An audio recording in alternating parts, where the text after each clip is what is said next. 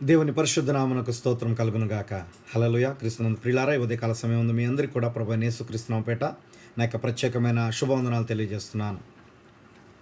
ప్రార్థన చేసుకుందాం. కృప కలిగిన మా తండ్రి, జీవము కలిగిన మా దేవ, జీవాధిపతి, పరిశుద్ధుడా, గొప్ప దేవుడా, యేసయ్య మీ పరిశుద్ధ నామమును బట్టి మీకు స్తోత్రములు.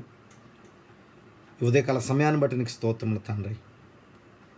ఇదిగో నాన్న, ఈ సమయం మందు ప్రభా, కుటుంబ బలిపీఠమును ఈ యొక్క అనుదిన ధ్యానములను మేము ధ్యానించబోతుండగా మీ కృప మాకు దయచేయండి, మీ కనికరం దయచేయండి ప్రభా.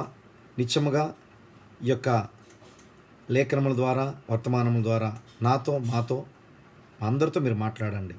మమ్మల్ని వ్యక్తిగతంగా దర్శించమని మీ కృపను మేము వేడుకుంటూ యేసుక్రీస్తును ప్రార్థిస్తున్నాము. ఆమేన్.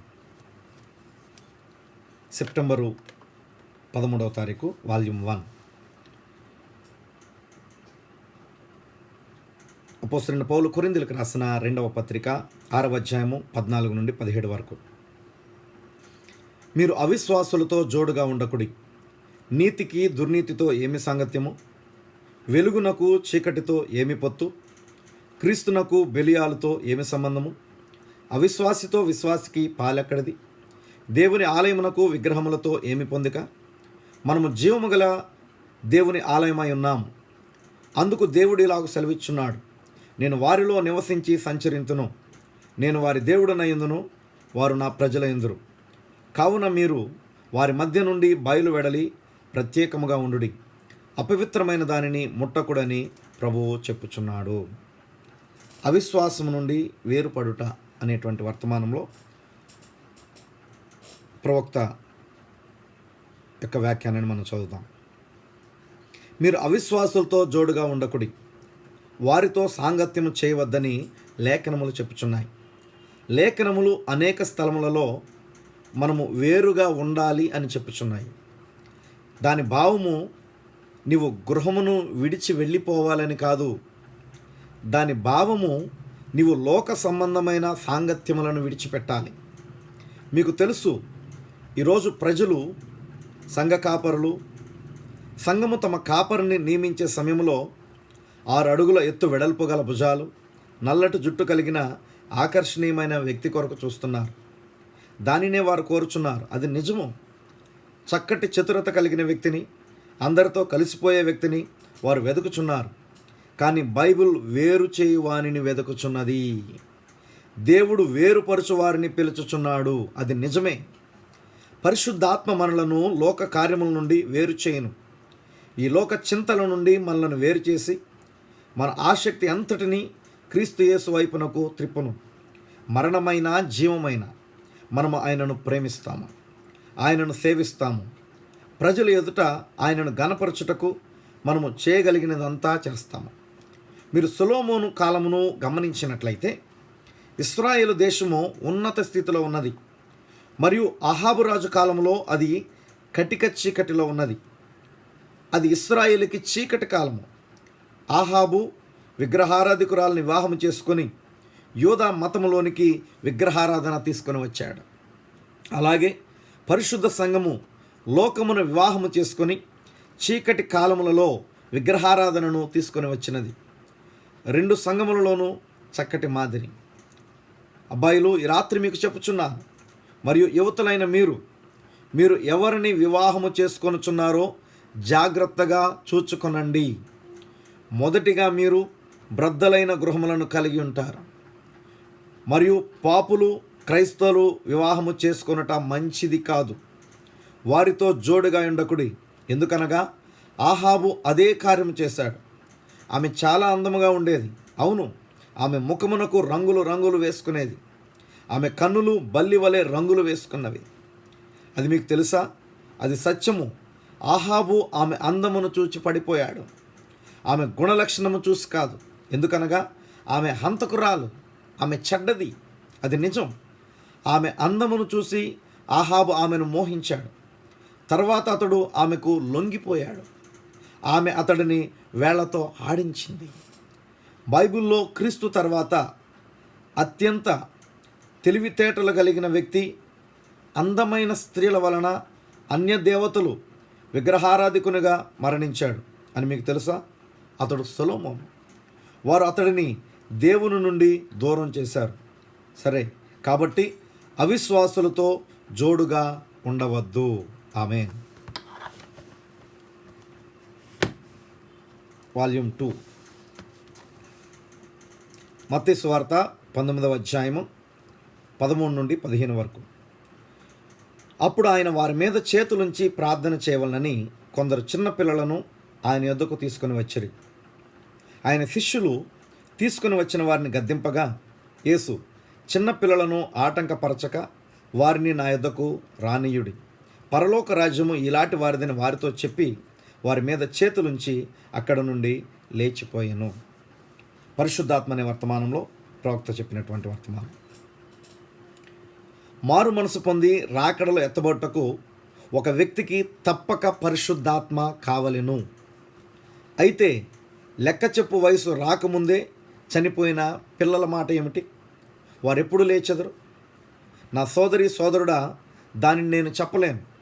నాకు తెలిసినంత వరకు అందుకు సంబంధించిన లేఖనము లేదు. కానీ నా భావమును చెప్పెదను. దేవుని కృపయందు విశ్వాసముంచు నీకు ఇది బలమునిచ్చును. చూడండి, అతడు తెలుసుకొని కోరుచున్నాడు, పునరుద్ధానమును గురించి తెలుసుకొని కోరుచున్నాడు. రాకడలో ఎత్తబడుటకు పరిశుద్ధాత్మ అవసరమైన ఎడల ఒక చిన్న బిడ్డ ఏమగును? నేను చెప్పినట్లుగా అది సరియే. అది బైబిల్ ప్రకారంగా ఉన్నది. అది లేఖనము బోధించుచున్నది. పరలోకమునకు వెళ్ళుట కాదు. ఎందుకనగా పరిశుద్ధాత్మతో నింపబడిన జనులు మొదటి పునరుద్ధానమై ఉన్నారు. వారు ఏర్పరచుకొనబడిన వారు, శేషింపబడిన వారు. మృతులలో శేషింపబడిన వారు 1000 సంవత్సరములు జీవించలేదు. 1000 ఏండ్ల పాలన తర్వాత రెండవ పునరుద్ధానము, మహాధవళ సింహాసనపు తీర్పు వచ్చును. చూసారా? అది ఖచ్చితంగా బైబిల్ యొక్క క్రమము. కానీ ఈ వ్యక్తి పసిపిల్లల గురించి తెలుసుకొనవలనని కోరుచున్నాడు. వారు జన్మించక ముందే పరిశుద్ధాత్మను పొందిరా అని అడిగినట్లున్నది. దాన్ని వారు పొందిరా? ఇప్పుడు నేను ఇది చెప్పజాలను. కానీ ఇప్పుడు దీనిని ఈ విధంగా మనం చెప్పదము. చనిపోవు పిల్లలు రక్షింపబడి ఉన్నారు. వారి తల్లిదండ్రులు ఎట్టివారన్నది విషయం కాదు. ఇప్పుడు ఆ విషయంలో ప్రవక్తలు వ్యక్తం చేసిన అభిప్రాయంతో నేను సమ్మతించటలేదు. వారిట్లు చెప్పుదురు అనుకుందాం, పాపులకు తల్లిదండ్రులతో చనిపోయిన పిల్లలు నరకమునకు వెళ్ళుదురు, నశించిపోదురు. ఇక వారికేమీ గత్యంతరం లేదు. అయితే యేసు వచ్చినప్పుడు యోహాను చెప్పెను, ఇదిగో లోక పాపమును మోసుకొని పోవచ్చున్న దేవుని గొర్రెపిల్ల. ఆ బాలుడు మానవ మాతృడు అనుకుందాం. దేవుని తీర్పు కిందకి రావాల్సి ఉన్న అవసరం ఉన్నదనుకుందాం. అయితే యేసు సమస్త పాపమును తీసివేయటకు చనిపోయాను. దేవుని ఎదుట ఆ పాపమంతయు పరిహరింపబడినట్లాయను. యేసు ఆ ఉద్దేశము కొరకే చనిపోయాను. నీ పాపములు క్షమింపబడి ఉన్నవి, నా పాపములు క్షమింపబడి ఉన్నవి. నీవు రక్షించబట్టుకు ఎన్నడైనా ఒకే ఒక మార్గమున్నది. అదేమనగా ఆయన యొక్క క్షమాపణను స్వీకరించుటయే. చిన్నవారు తమ క్షమాపణను అంగీకరించజాలరు. కావున వారికి ఏమీ కలుగుదు. దానివల్ల వారికి ఏమీ కలుగుదు. కావున వారు నిత్యముగా ఉచిత పరలోక ప్రవేశమును పొందుదురు. వారు రాకడలో ఎత్తబడుదురా అని మీరు అడగవచ్చును. ఇప్పుడు ఇది నా సొంత మాట, ఇప్పుడు ఇది నా ఆలోచన. దీనిని బైబిల్ ద్వారా నిరూపించజాలను. కానీ చూడండి, జగత్తు పునాది వేయబడక ముందే ఈ భూమి మీద ఎవరుందరో దేవునికి తెలియను. దానిని మీరు నమ్ముచున్నారా? ప్రతి దోమను, ప్రతి ఈగను, ప్రతి పురుగును, ఈ భూమి మీద ఉండనై ఉన్న ప్రతి జీవిని ఆయన ఎరుగును. అది ఆయనకు తెలిసినప్పుడు. చూడండి, ఉదాహరణకు మనం మోషేను తీసుకుందాం. మోషే ఒక ప్రవక్తగానే పుట్టాను. దేవుడు ఇర్మియాకు చెప్పాను, నీవు నీ తల్లి గర్భములో రూపింపబడక ముందే, ఆమె గర్భములో నీవు పడకముందే నేను నిన్ను ఎరిగితిని, నిన్ను శుద్ధీకరించి ఉన్నాను, జనములకు ఒక ప్రవక్తగా నిన్ను అభిషేకించి ఉన్నాను.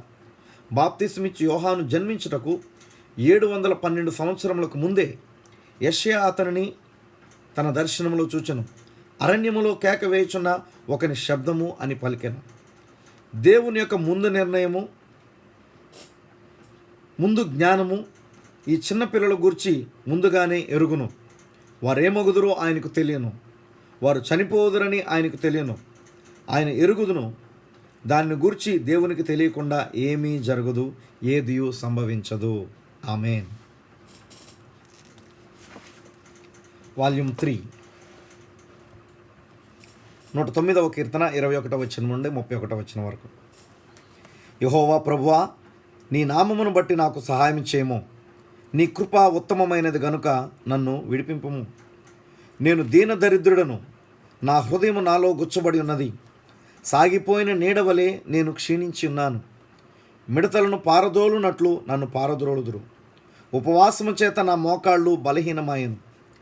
నా శరీరము పుష్టి తగ్గి చిక్కిపోయాను. వారి నిందలకు నేను ఆస్పదుడనైతిని. వారు నన్ను చూచి తమ తలలు ఊచెదరు.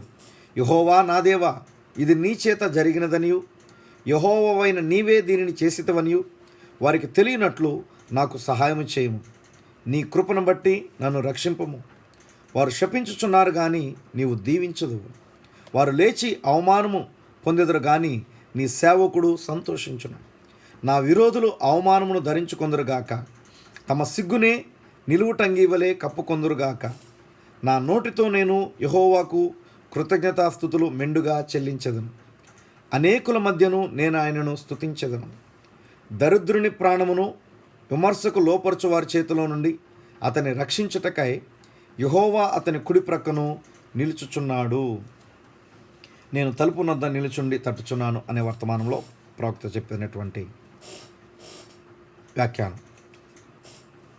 యేసు ద్వారము దగ్గర నిలవబడి ద్వారమును తట్టును, మరియు మనము ఆయనను వెలుపల నిలిపించుతాము. మనము ద్వారము తెరవము, ఆయనను తలుపు తట్టనిస్తానే ఉంటాము. యేసు కంటే ముఖ్యమైన వ్యక్తి ఎవరు? ఆయన కంటే గొప్ప వ్యక్తి ఎవరో నాకు చెప్పండి. మరియు ఇక్కడ ఆయన చెప్పుచున్నాడు, నేను తలుపు నొద్ద నిలవబడి తట్టుచున్నాను. ఎవడైనను తలుపు తీసిన ఎడల నేను లోపలికి వచ్చేదను.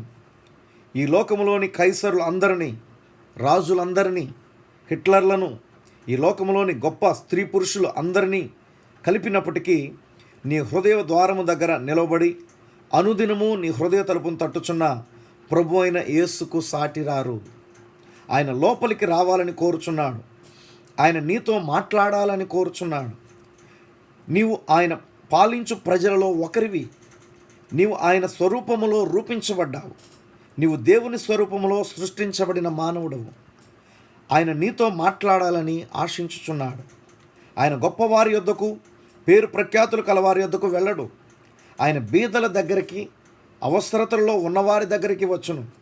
ఎవడైనను నా స్వరమును విని తలుపు తీసిన ఎడల నేను లోపలికి వచ్చి అతనితో సంభాషిస్తాను. ఈ ఉదయమున ఒక్కసారి ఆయనను గూర్చి ఆలోచించుము. మహిమగల రాజు, ఆ గొప్ప ఉన్నవాడును అనువాడునై ఉన్నాడు. ఆ మండుచున్న పొదలో ఉన్నవాడు.